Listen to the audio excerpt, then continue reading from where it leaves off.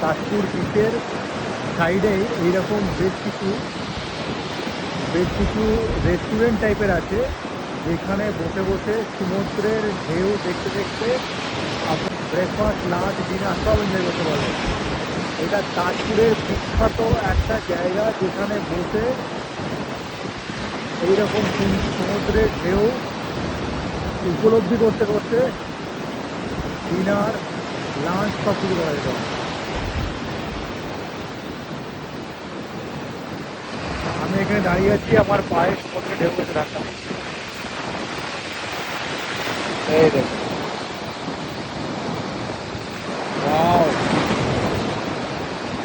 কি দারুণ সিনারি, এত সুন্দর ভিউ।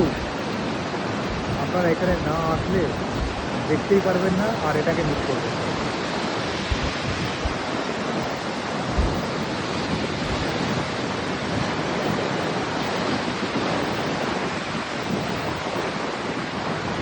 এই সমস্ত ছোটো ছোটো রেস্টুরেন্ট আছে, যেগুলো থেকে দেখুন একটা সিঁড়ি নেমে গেছে।